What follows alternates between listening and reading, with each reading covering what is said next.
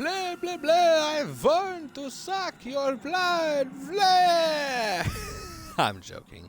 Hello, Let's Play here. Welcome back to Legend Reviews. And today I'm going to be taking a nice quick review over Destiny 2's recent episode, Revenant. By the time you're seeing this video, it will already be the time of heresy. Unfortunately, my internet crapped out a little too late in the situation, so I couldn't exactly upload the video. So what you're hearing right now is future read coming in. And immediately afterwards, you'll be hearing past read clicking in about 3, 2, 1. Hello, Let's Play Read here. Welcome back to Legend Reviews. Today we're going to be looking over Destiny 2's episode, Revenant. Now, I want to formally apologize here now because I unfortunately bit my lip, my tongue about a while ago. So, that part of my tongue is currently swelling up a little bit, and it's going to sound like I have a bit of a lisp or some weird accent going on. But, yeah. So, there's nothing I can do about that. I've been drinking some water, some bits and pieces of salt, just so it doesn't sound like this entire time. But I am doing anything I can to at least make it sound like y'all can understand me perfectly fine. But yeah, enough about me. Let's get into the real shindig. Episode 2, Revenant. What do I say about this episode that hasn't already been said, I guess? As I looked over trying to make a script for how to review for this episode, the only thing that really came to mind was, well, let's go back and replay some of the activities before we make some uninformed decisions. So I went back the past couple days, and I have replayed almost all the activities for the season. I went through a 50-wave game of Onslaught Salvation. I did a full thing of Contest of Elders. I did Kel's Fall just to have some fun with it. I played on this lovely device of ours, the Scorn Organ. This is genuinely the most fun I've had in the entire fucking episode, and I hate saying that because this episode genuinely was nice to me in terms of loot and rewards and such. But still, this has to have been the coolest thing, the coolest little Easter egg that we received the whole episode. Gotta love it. And finally, I actually finished off the episode with working on Kel's Vengeance, which was the hardest activity to deal with in the entire fucking episode, being set at 2040, a master level activity. And with the help of some friends, I actually got it cleared out with. Hilariously, what I didn't get done was I did not, by chance, get the emblem. My friend Landon, however, did get the emblem. The smug bastard got it before I did. And we ran it quite a few number of times. So, I can't say I'm upset with Landon, but I am going to say I'm fucking jealous. Especially since I Sherped and explained how to do the activities with him. But nonetheless, episode Revenant. As I replayed throughout all of the activities, I really just kind of came down to the same conclusion that I think a lot of other Guardians and YouTubers and big-time live streamers, people who are literally paid to play this game, have kind of concluded on. This episode was really mid. It was not exactly groundbreaking, neither was it disappointing. In terms of visuals and designs, this episode takes the cake, something Bungie has always prided itself on and pushed itself to do. The visuals are amazing. The actions of the new mechanics that revolve around the Revenant Scorn are fun. They make you realize, okay, I just killed a Revenant Baron. Now I have to make certainty that I don't die, and that I actually get the chance to go down and hunt down the lantern that it spawns. The revamped and redesigned maps for the Tangled Shore are beautiful as they are. And personally, I fucking love the fact that the Tangled Shore is back. Sure, it may not be back in a more permanent manner. We mainly just have events like Hell's Fall. We might be losing Tomb of Elders in the end of the day. And not only that, but we will at the very least be guaranteed keeping Onslaught Salvation, which means the revamped Tangled Shore Gambit map that was revamped into the Onslaught map will be staying. So even if we don't keep Kel's Fall, we should at least be keeping Onslaught Salvation Gambit's Ruin, or whatever the hell the name of the map was. But I still kind of sat there and thought to myself, this episode was just not good enough, but not bad. And here's what I mean by that. In Act 1, we were given Onslaught Salvation. That was the primary activity for Act 1. Doesn't sound that bad at first until you realize when it came in terms of the loot, when we received Onslaught for the first time back during Into the Light, we were given two separate varieties of loot. We were given the common basic loot that was the Midnight Coup, the Blast Furnace, the Luna's Howl, everything. All the good shit. But then we were also given an exclusive limited time edition variation of that loot that came with cosmetic changes, a glow, an ornament, and better rewards. Better perks. It almost felt as if it was an adept version that was easier to get of the exact same weapon. Do you understand how many people actually grinded out for glowing limited edition versions of mountaintops, midnight coups, hammerheads? That was the main theme of Onslaught, to keep pounding through 50 wave matches to get the most loot that you possibly can, to get exclusive rewards that are potentially going to be gone for forever. And Onslaught Salvation didn't do that. It gave us the same weapons over and over again. The only exclusivity that I was told about that actually came from Onslaught Salvation was surprisingly the fact that it came with random chances that you would get the exact same weapon, but with a third mod perk. Now, yeah, that's not bad. But now we got to talk about the weapons.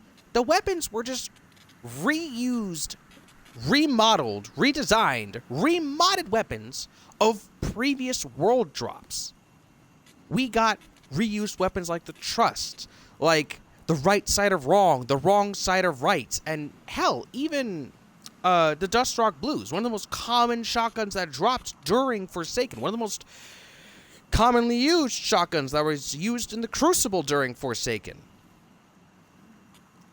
We basically got common world drop weapons revamped, remodded, and brought back to us that can only be used during Act 1, 2, and 3. And the mods that got re-rolled with them weren't exactly revolutionary, weren't exactly something to say, oh, I have to have that. Now, yeah, sure, Liturgy. The mods that came with Liturgy made it a genuinely useful grenade launcher. The X-Suave hand cannon, genuinely a fun hand cannon, good weapon. What did you want to call it? The grenade launcher that came with it. Bittersweet, I think it was called. A lot of people were genuinely going after these weapons. But there wasn't a way to genuinely say, okay, I want this weapon with this mod perk. You couldn't specifically grind for a specific weapon. There was no way to do that except for, the lovely tonic system. The main artifact enhancing, combat boosting, weapon destroying, everything. Everything. The whole theme for this season, the tonics, be it the volatile tonics, which actually boosted your weapons, your playstyle, your fucking subclasses, everything that you were doing. And then the enriching tonics, which gave you a better chance at specific weapons or armor pieces or even act-themed weapons or activity-themed weapons like Salvations or Kel's Fall or Tomb of Elders. Now, yeah, that all sounds wonderful. But for the longest time of the goddamn season, they didn't work. They didn't work. They didn't give you guaranteed rolls of weapons. They didn't increase your chances. Sure, it benefited you, but it didn't help you in a drastic way that made you sit there and say, oh, wait, I gotta pop a tonic before we go into this raid encounter. Oh, wait, we're going to a contest, not normal Tomb of Elders. Give me 5 seconds. I'm going to go to Ido, craft a tonic, and I'll be right back. This Methods of Madness was broken in a way that it didn't help and it didn't work for the longest time. Once they fixed it, sure, it was nice to have a tonic that benefited you. And that's all it could do. There was no downside to this. But it didn't really feel like crafting. You had to go out and randomly grind activities for the ingredients to craft tonics. You could not even specify which ingredients you needed to craft a specific tonic. You were just grabbing enough ingredients to spam building tonics. When someone explained to me that I just had to make 5 uncommon tonics of the same version to gain a rare version of the higher up of that tonic, and then I had to craft 5 more of that just to make a legendary tonic, that was bullshit. 110% bullshit. Don't get me wrong. They benefited me. And that's all they do. That's all these tonics do. They only benefit me. They only help me, which is amazing. It just sucks that there wasn't actually any crafting to it. It was just RNG random chance. If I crafted 5 of the diluted tonic of Amplified Arc, it guaranteed would have unlocked the rare version of it, but also would have randomly unlocked one of the other uncommons or even one of the other rare versions of a different tonic. There was no need for me to specifically grind out a specific currency to then say, okay, now that I have enough of this currency, I wonder what that will make me. Will that make me a potent tonic of Void Awakening, or that help me make a refined tonic of Renewing Finishers? It didn't do that. Hilariously, baking cookies from the Dawning had more legitimate crafting to it than the tonics did. And that sucks. How are you going to give us an activity? How are you going to give us a reward system, a buffing system that doesn't have actual crafting to it? That benefits you, but only at a very small, crucial, and technical level that it doesn't really matter if you use it or not. And that was all in Act 1. That was all in Act 1. We were given weapons that we could not specifically grind for, with a tonic system that was broken, in an activity that, albeit was fun. I can't argue. Getting a new form of Onslaught with new enemies, new booby traps, new weapons to spawn, like a level 3 sentry that could melt through the competition, that was all fun. I had a blast playing with that, both by myself and with friends. I had an absolute blast. The new maps we got were fun to run around in and just murder through all the new Revenant Scorn. I have no doubts that I had any fun about that whatsoever. My only problem is that the rewards weren't rewarding. Now, yeah, sure, our new exotic that dropped for the season, Alathinum. This was basically an exotic primary mountaintop. It's an exotic mountaintop that I could not run out of ammo on. Building enough of the chemistry in this thing to both spawn more special ammo and more heavy ammo may not have been a big or useful trait to the weapon at first, but going into harder activities where it basically said, oh yeah, the modification for the week is famine, which means you might not get as much secondary or heavy ammo, and having someone on your team that could just be like, hey, who wants heavy? Boom, pops down more heavy. So helpful. So genuinely helpful. So genuinely helpful that they came up with a support weapon that does damage, that helps out the team, and also just makes you feel like a general badass, firing a huge chunk of stasis crystal at people. And the ornament for it is just downright fun. Pure Sapphire. I originally thought that this was a allude to the crystals all over in the what's the area? The Dreaming City? Yeah, I originally thought that this was an allure to the crystals all over on the Dreaming City. But now, figuring out that these were crystals signifying the Mirror Realm or the Revenant Realm in the Kel's Fall Act 3 mission, not bad. Not bad. Really thought that was actually cool once I realized it was for Act 3. Back during Act 1, that was an absolute mystery to me. Complete and utter mystery. And that's all just happened in Act 1. Act 1 gave us a great introduction mission. We finally capture Aramis. Fickrel boards the helm, crashes the helm into the last saved city. We somehow save it thanks to an amazing, quick 30-second cameo from Failsafe. Fucking love that. I was laughing my ass off hearing Failsafe saying, oh yeah, since I have the most experience with crashing spaceships, I'll take control from here. That shit got me good. They put effort into the small details when they needed to. And I freaking love that. I appreciate it. I am so happy about that. I could not be happier with the fact that they tried. Albeit they didn't try hard enough, but they tried. Because after that introductory mission, all of a sudden, that's when the storytelling took a hard dive. That's when everything felt as if, okay, now this episode sucks. We went from a great introduction cutscene where we finally kidnap Aramis, and the helm falls from the sky, and Crow is trying to take charge of Oldrinsov's actions. Then all of a sudden it's, go talk to Ido, go talk to Ido, go talk to Ido, go talk to Ido. Hey, play the brand new activity. Go talk to Ido, go talk to Ido, go talk to Ido. Hey, go play the last mission for the act, and boom, Act 1 finished. And then that's it. That's how it was for the rest of Act 2 and Act 3 as well. Go talk to Ido, go talk to Ido, go talk to Ido. Hey, go play the brand new activity, Tomb of Elders. Hey, go play the last mission. Boom, Act 2, done. It's almost as if they cut out all the filler. Where in episode Echoes, you had to go out and replay activities multiple times. You had to go out and find minerals. You had to go out and kill the Vex. Farm resources off them. Kill Minotaurs. You had to go out and find Captain Jacobson, for fuck's sake. That was an amazing highlight to Act 2. And Act 2 of Revenant, we revived Skolos just to never see from that fucker again until Act 3. And in Act 3, he wasn't even used or referenced or mentioned until after you beat the act, and they revealed him as like a secret extra mission. Like they last minute realized, oh fuck, didn't we revive that guy? I have mixed emotions. It wasn't bad because the activities were genuinely fun, but it wasn't good because they weren't rewarding. The exotics that we received from this season, the primary grenade launcher, Elothinum, I'm pretty sure I'm saying that name wrong, and the fact that my tongue is a little bit swollen does not help.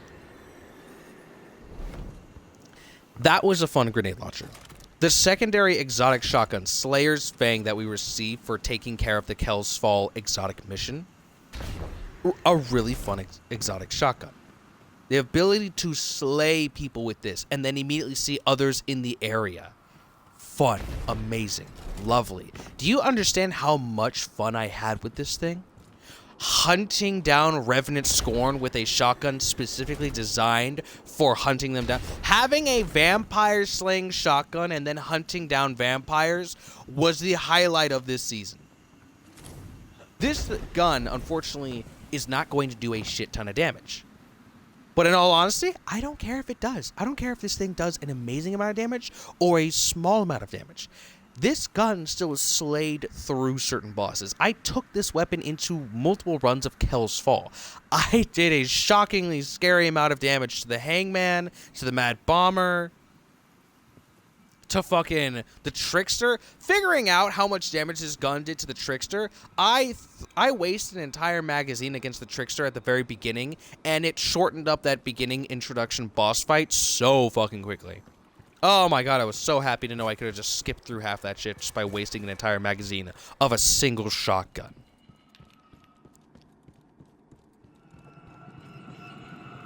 But outside of all that, this episode just feels like that. A happy, a fun disappointment. And I hate saying that, because the loot looks sick. Exsuave, fucking Heretics Fervor. They all look amazing. They all feel amazing. They make me feel like I really am what this game wanted me to be, a Slayer Baron. Look at this drip. Look at that hat. I feel like a fucking monster hunter. And the best part is the loot doesn't stray. It makes me feel badass. I feel like I'm a vampire hunting other vampires. I, in my entire life, never thought that I would feel this way in a Destiny video game. Look at this shit. It looks badass. It looks amazing. It's awesome, and I love it. I love it, I love it, I love it. I love that Bungie always hits their mark. When it comes to customization, they hit it. When it comes to the design of a mission, the design of environment, the design of anything, they hit the mark. When it comes to making an activity, the activity can be fun. The activity can be built well. But unfortunately for this season, even though everything was fun, it lacked rewards. Kel's Vengeance came with an exotic ship. A ship that I now fly around in because I fucking earned this shit. It had multiple amazing and cool-looking emblems, multiple great-looking ghost shells and cosmetics and ghosts and sparrows, and I'm repeating myself because I'm emotional. In terms of story, this episode did a good job, but it just had a bad storytelling. Act 1 focused on Crow trying to right the wrongs of Uldrensoft by convincing Fickrul. That failed, and we immediately stopped seeing Crow in the story influentially. Act 2, when they introduced the Tomb of Elders, it was more about Ido and Mithrax and surprisingly, Aramis and I can't remember the other guy. Varix? Yeah, Varix. And then, for Act 3, it went towards Fickrul. It went towards Fickrul and Mithrax, who's slowly becoming Nezarec, and Aramis, who wants to do what's right for her people. We have a triangle of people who want the same thing. They want to do what's best for their people, but they're going all about it in different ways. Mithrax wants to believe that he can trust the light. Aramis does not trust the light. She wants to forget about it. She wants to move on. She wants to ignore its existence for the fact that it betrayed them in the past. And Fickrul wants to turn everyone into a vampire, to force them to bend a knee, to equivocate peace. They all want the same thing. And I'm happy to see that we finally got to see the ending to a lot of these stories. Aramis left. Mithrax was deemed Kell of Kells. Fickrul died. And god damn it, do you understand how sad it made me when Fickrul, literally his last words, this entire episode, I kind of came in with this I don't really care about it vibe. Because after I received this go talk to Ido, my interest for this game died. I did not want to play this game. I lost all interest. Once Act 3 came out, my immediate thought process was, okay, fuck it. Let's go in, let's get this over with, let's get the new exotic, let's stop playing this fucking game. I am tired, I am done, I am whatever. The instant I heard Fickrul say, "Who will save my children?" as his dying words, it hit me that this was just a bad story told, but a really good story. It was a good story told by a bad storyteller. I didn't feel anything about this entire episode this whole time. Being told Mithrax was turning into Nezarec interested me, but not seeing actual development about it made me forget about it and ignore it. Seeing Ido struggle to find a potion but not make any progress on that, didn't care about it. Seeing Aramis bitch the entire time and become the person who is now the next bearer of the fragment, the Echo of Reese, I'll say good for her, but I didn't care about it. I wasn't interested. Hearing Fickrul say, "Who will save my children?" sparked the fire for my interest in this game again. Because at that moment, it made me really see, holy shit, I just got to see the death of a character. And in my eyes, I viewed him as nothing but this idiotic monster this whole fucking time. But I kept telling myself, yeah, he's doing this because of his scorn. He's doing this because he's turning everyone to scorn, because he thinks that they're better as scorn. They're not scorn to him. They're his children. Sure, he's a monster forcibly turning people into other monsters, but he views these monsters as his kids, just as he viewed Uldren as his dad. Fickrul viewed himself as a father to a bunch of children monsters. Hearing Fickrul say that immediately reminded me exactly what I've been saying this whole fucking time. This was not a good, rewarding, or downright interesting season. But Bungie definitely put effort into it. And I feel disappointed that it happened this way. I feel disappointed that the story was bad, but it had really good characters in it that made me love it. I'm sorry that the rewards weren't interesting or good enough to make me keep playing the game, but that does not mean that when I played it, I didn't have fun with it. I can say that I was not interested in doing more onslaughts, but when I did it, I had a genuine fucking blast.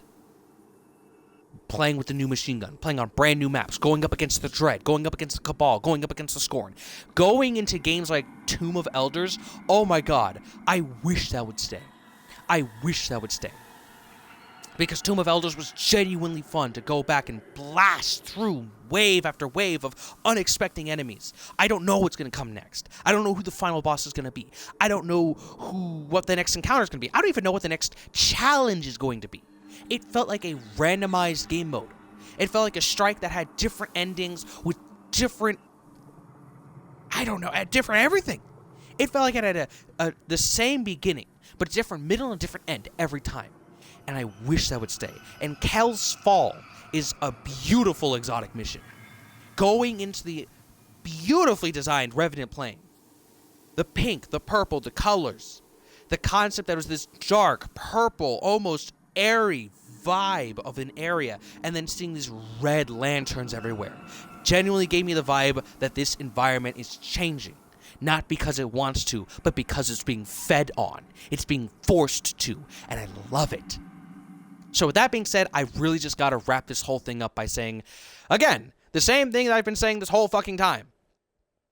Bungie, you did a great job, but you didn't do an amazing job. You did a good job in certain areas. In design, in story characters, and in the story concept. You just did a horrible job in terms of rewards, in storytelling, and overall making this feel like it made sense. There were some parts where it just felt like I had no idea what the fuck was going on anymore. Uldren the story of Uldren and Crow trying to reconnect the Fikrul was cut off after Act 1. Act 2 focused on trying to find more tonics and figure out what was going on and what Fikrul's plan was, how he was going to do this. And then he revived Skolas, and then we cut that off after Act 2. Act 3, we needed to find this mysterious apothecary, which we did. And then we killed Fikrul, and then everything was perfectly fine. But then Skolas was just a secret side mission that got completely ignored up until after you completed Act 3. It felt like each act was going in a different direction. It didn't make a lot of sense. But at the same time, it did follow the coherent story. It just sucked that it kept starting something and ending it in an act. So with that, I don't really know what else to say. I'd probably give this thing a solid 6.5 out of 10. Because, like I said, this was not rewarding, but it was fun. Playing through these activities with my friends the past couple days really sparked my enjoyment for the game again.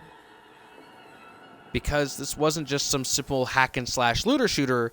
This was a hack and slash looter shooter that made me really realize, holy shit, I'm hunting vampires. Holy crap, I'm hunting vampires. Let me pop a tonic that boosts my build. Let me pull out some vampire hunting weapons. I had fun with something that was not making a lot of people happy. Tonics was broken. The story didn't make a lot of sense. It didn't follow the same path. But it did end, and it did have a really good ending. And it actually ended a lot of characters' storylines. Mithrax is probably going to be introduced later on, but he's probably not going to have any major story arcs roles as of late. Aramis is out of the solar system. Fikrul's dead. And Uldren Sov has finally been laid to rest. All of his mistakes, all of his actions, everything he's ever done. And Crow can finally move on knowing that he put Uldren Sov to rest. So yeah, that was Revenant. A solid 6.5. Fun activities, bad rewards, fun exotics, just not good enough to say bring him to the next Grandmaster. Why don't ya? And that is all for this time. I hope you guys enjoyed the video. I'm going to play one more amazing tune from this lovely Scorn organ. Oh yeah, that's exactly what I fucking needed. And I hope you guys enjoyed the video. Please don't forget to like, comment, subscribe for more. I'll see you, Legend Players, in the next video. Bye-bye.